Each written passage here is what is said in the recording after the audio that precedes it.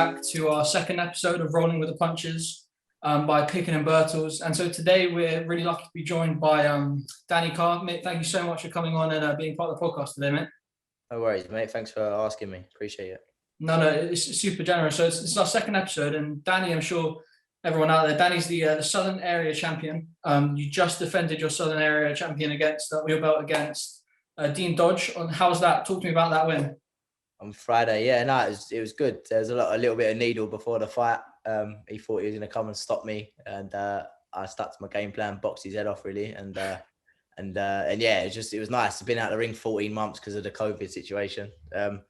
To come back with that performance, it's nice. Put me up in the rankings now to like 10 or 11. So, Brilliant. Hopefully get something now, international title, British, English, whatever it is. I just want another belt now. I've defended that. I've boxed for the Southern Area twice now, obviously, and it's hard, isn't it? So I want to, if I'm going to keep having hard fights, I want new belts.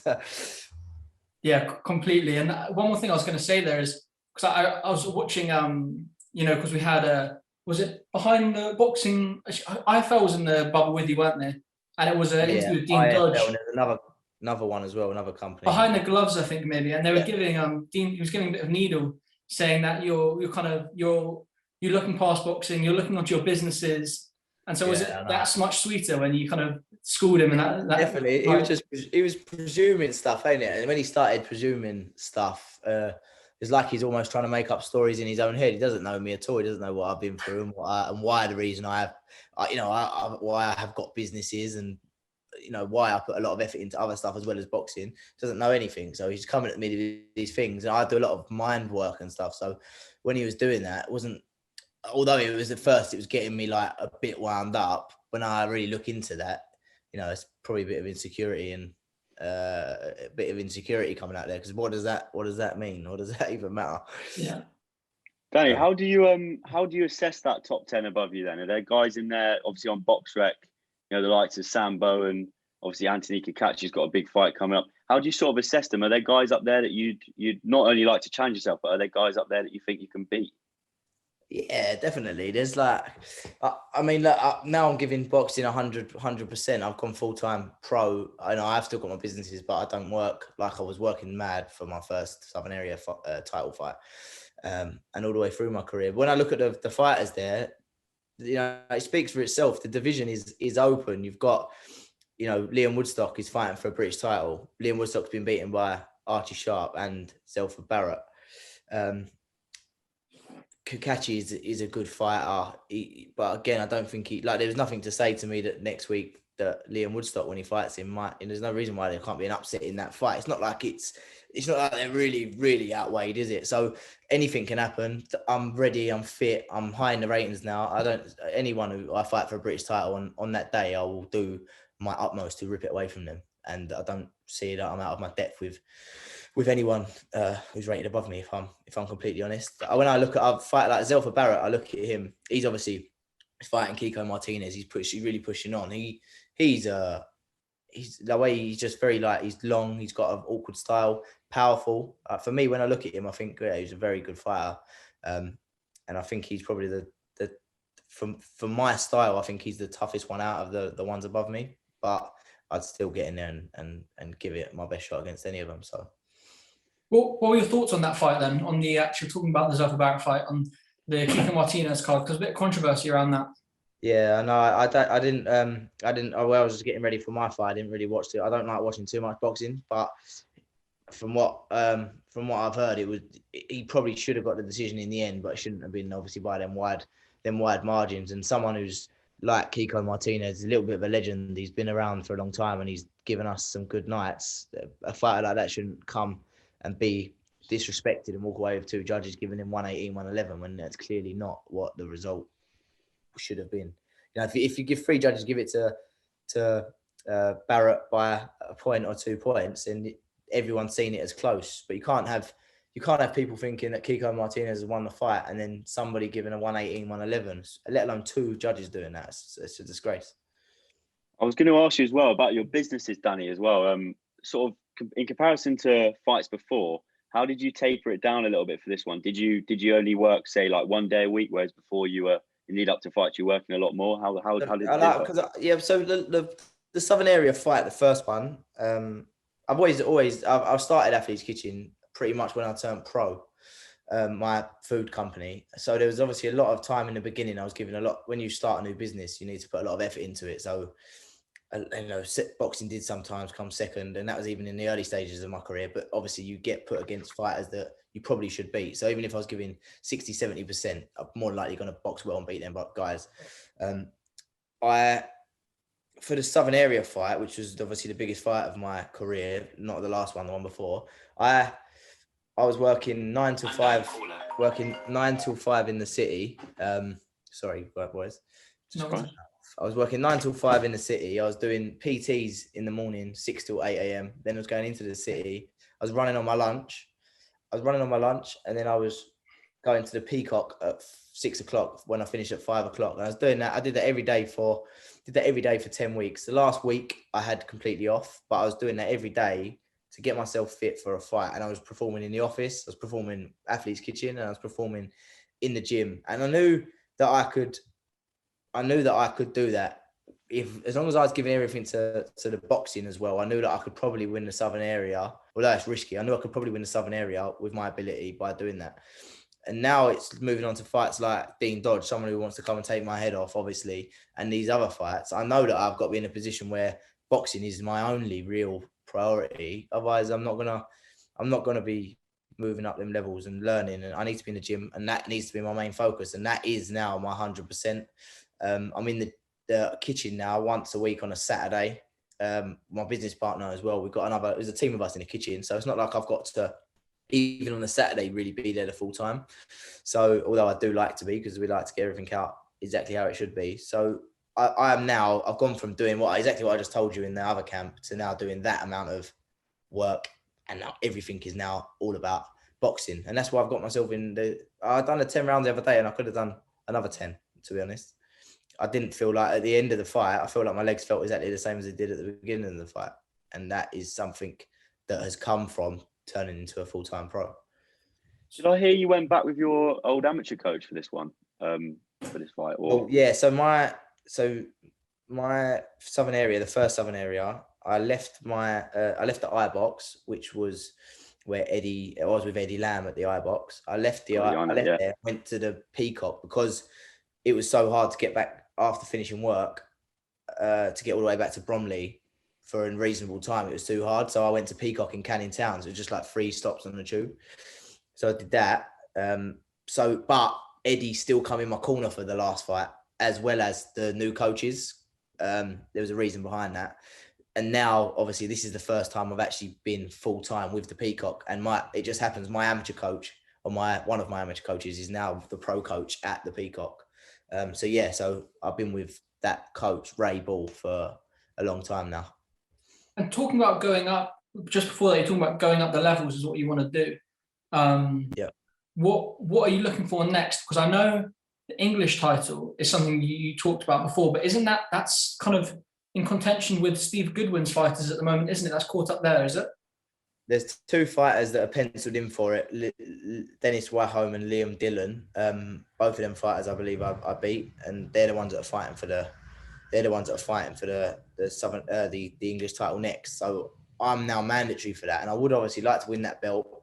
But speaking to my trainer, Martin Bowers from Peacock, he's saying that maybe it would be best to maybe not, because I'm rated now number 10 or 11. I think I'm 11. One of them, Liam Dillon's like 16 or 17, and the other Dennis Wahome is rated like 35. So it's almost like I'm waiting around for something that I don't really need to box for. I could possibly box for, they might choose me for the British or even an international title. So I'm just open for ideas. I always, in my head, I was going to win the Southern Area, the English and the British in that order. Yeah. But obviously you've got to adapt to the times, and if Steve Goodwin's not putting on any shows and he's not letting me box for it, then I'm not going to just wait around. I need to progress with my career, because I am obviously 31, aren't I? So I'm not going to be waiting till I don't want to wait another 12 months to fight for the English. I want to fight for that in 3 months, Of course. Danny, I wanted to take you back a little bit now, just to your amateur days a little bit, and just sort of where it all started for you. I saw a clip the other day, actually, of you boxing for Fisher. Big KO up on YouTube. I just wanted to, basically just ask you, like, where did it all start? Was it, a family member, or who took you into boxing? My dad was a pro. He used to box for the Fisher as well, and he won a lot of national titles for the Fisher. That was a very good amateur. He never forced me into boxing.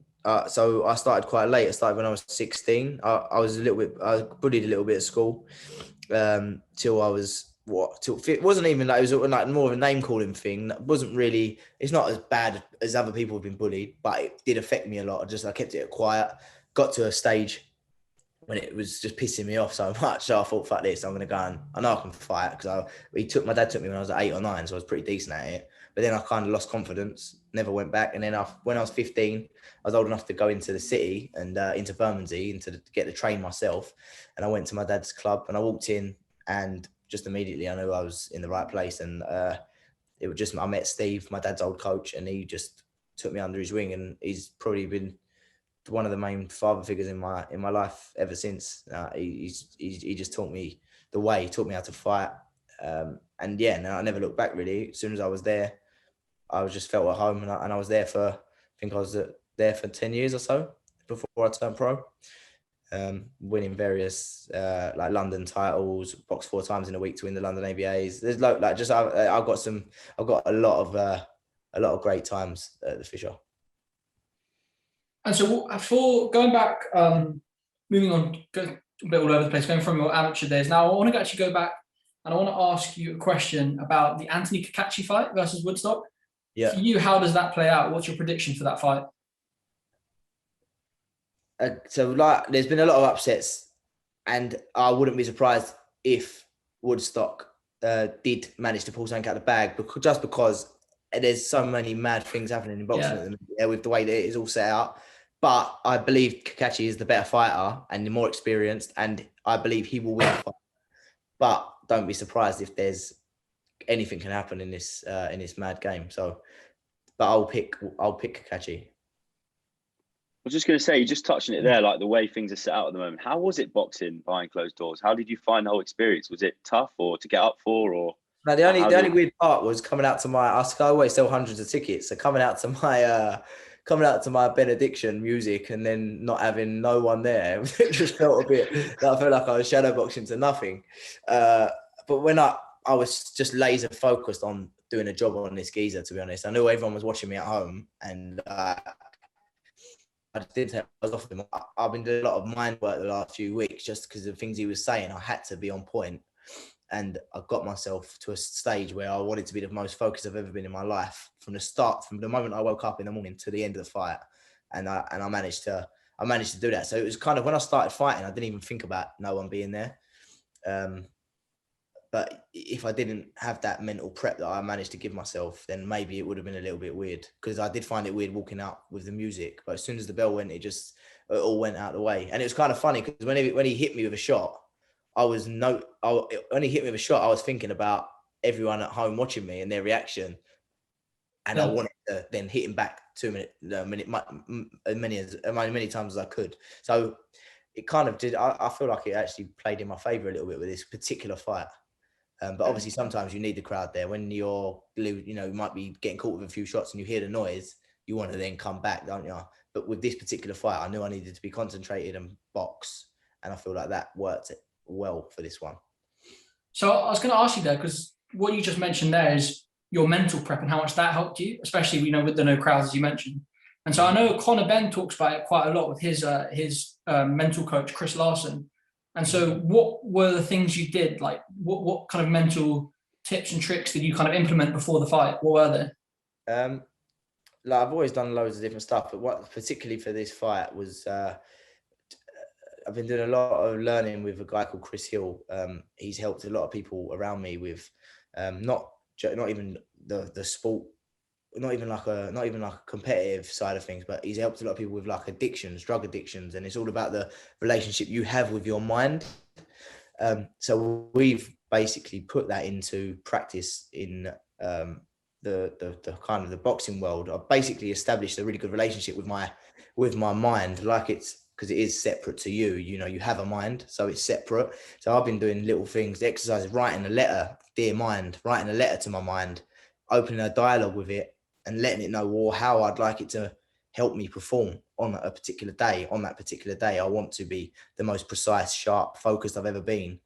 And with the help of you, we can make this fight easy and win comfortably. The things I was writing down to win comfortably, I'll share them with you at some point on Instagram or something. But I was saying that I want to put on a career best performance. I've had 5 messages from people with them exact words telling me that that's what I did. I've had, I wanted to make him look out of his depth from start to finish. And I've had 5 or 6 messages saying exactly them words. So what I wrote down, the relationship I managed to gain with my mind, it did actually come out into fruition in the ring.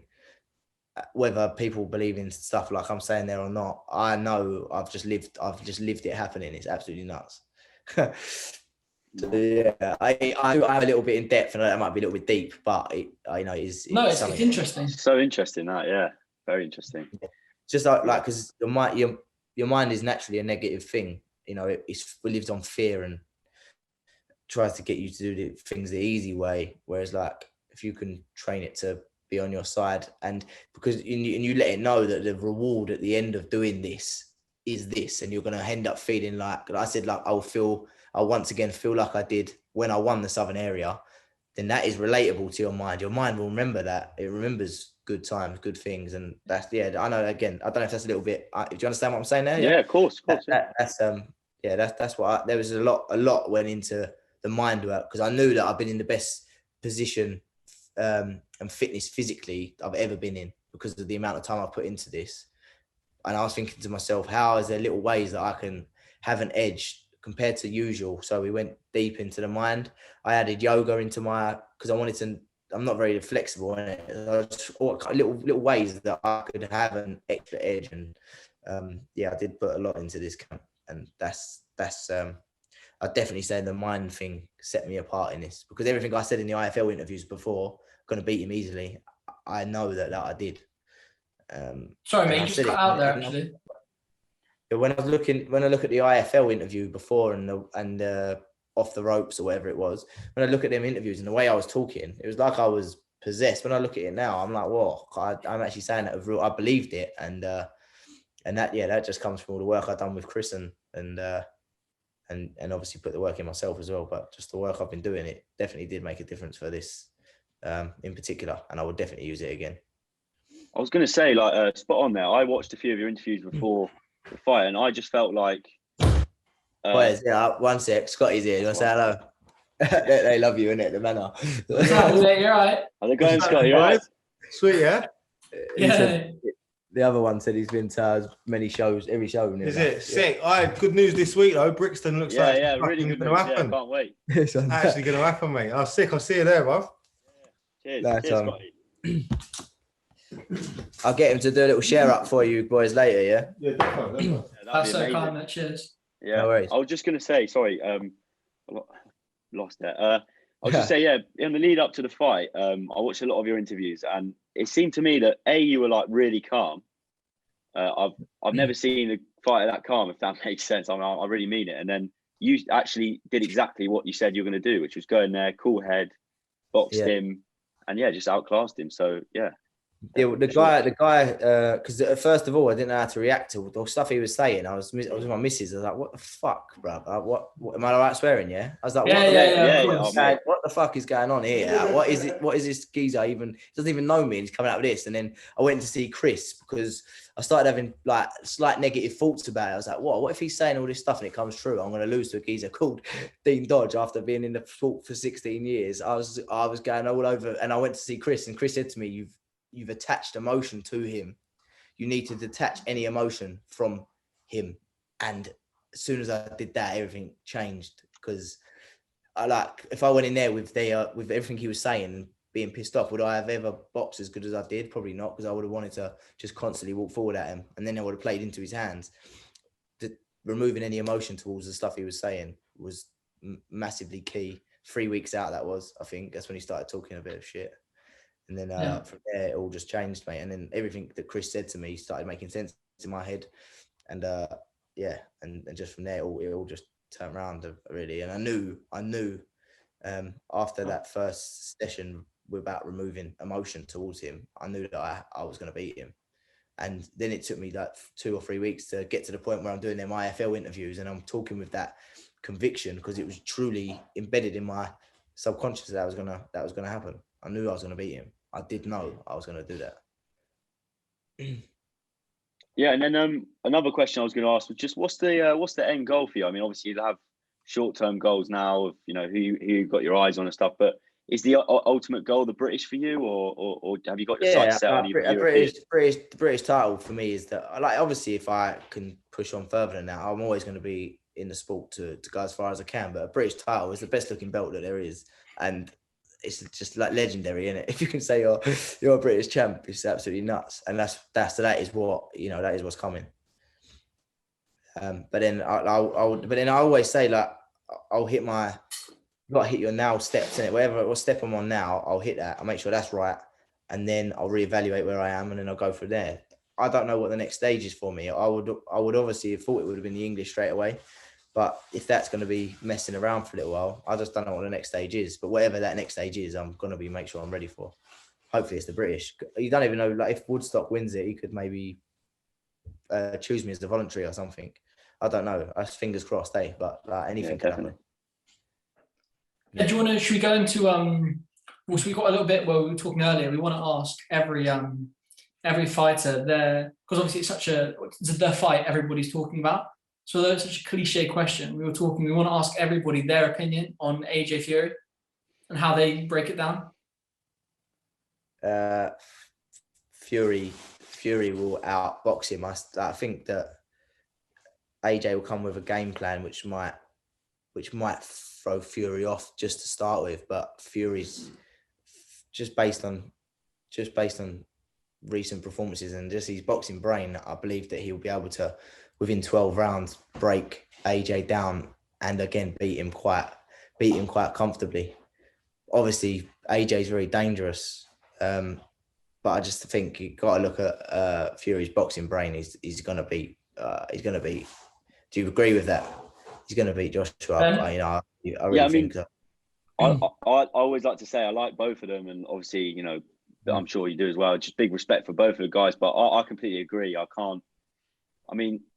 could see like a scenario where you've got a five fest and anyone can get knocked out. It's heavyweight boxing, the cliche. But for me, I just agree. I can see Fury just imposing his size on him, and then he's got a plan B. He can go back and box, like you say, up on his toes.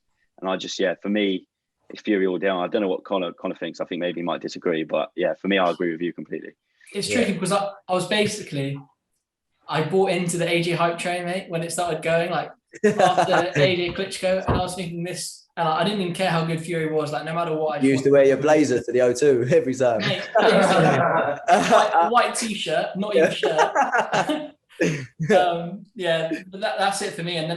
But at the same time, I lost a lot of respect for AJ after he went to Saudi. And went to America, because just before that, it was always, I'm bringing boxing back to Britain. And it's like, well, you're obviously not. You're going where the money is, which is fair enough. You can't stop a man from going after the money. But when you publicly say, I'm bringing boxing back, and then you leave for the rematch, it's just, I didn't like it. But it is what it is. Yeah. Fair. Yeah, no, I think Fury outboxes him. Scotty, what do you think? It's Fury, innit? I thought Joshua's dangerous, but I don't. I don't think Joshua gets anywhere near him. I don't feel like he's got the brain or the ring craft. I feel like it might take Fury a couple rounds to work him out. But I look at, although he was an older man, I look at the Klitschko fight, and for me, as a technical practitioner, I feel like Klitschko was a very sound technical boxer, one of the best heavyweight champions of my generation. And he did not get anywhere near Tyson Fury. Yeah. Absolutely nowhere near him. And I know there are people who have laid the glove on Fury early in his career, but I feel like especially since he's been through his depression, since he's come back, his mindset's different. He's a different animal. I don't think AJ is skilled enough to get anywhere near him. I don't think he'll get stopped, but I feel like he'll win by 9-10 rounds.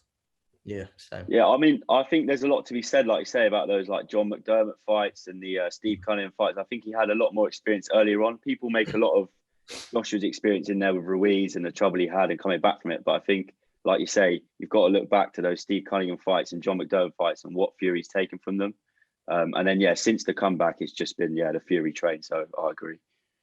Yeah, sick. I feel like it's not really, it hasn't been an elite division for a long time. And that's, as much as you can't knock AJ's resume. He's fought everyone, he's beat everyone. He got beat by Andy Ruiz, come back and beat him. Got knocked down against Klitsch, come back up, got back up, stopped him. Do you know what I'm saying? You can't knock his resume, but I don't feel like this division over the last few years has been at the level that it has been historically. And I feel like within that division, Fury is probably the only truly elite fighter. He beat Klitschko easy. He beat Wilder easy. Like one-sided fights it's him, innit? One-sided fights in that division is him. I think he will do the same to AJ. Yeah, definitely. Wicked. Well, is there anything else, Conor, you've got, or? No, I think that's it. I think that's a great way to end it. Talk about that because it's just such an exciting fight. So fingers crossed we hear some news soon. But thank you so much, mate, and Scotty as well. Thanks for popping on. We really appreciate it. Nice one, I was going to say, Danny, I hope you smash it, yeah? Cheers. I was going to say quickly as well, just obviously we're starting out as a podcast. So for you to accept to come on was, brilliant. I asked a lot of guys and you came back and agreed. And we appreciate that a lot. So cheers. No worries. That's fine. Well, good luck with it, boys. We'll share it up later, yeah? Cheers, yeah. It'll come out now. Is it on now, live? Or? No, it's going to come out on Friday. Friday, yeah? Wicked. Look forward to it. Nice one. Cheers. Cheers, guys. Thank you very much. Cheers, guys. Thanks a lot, Scotty, as well. Cheers.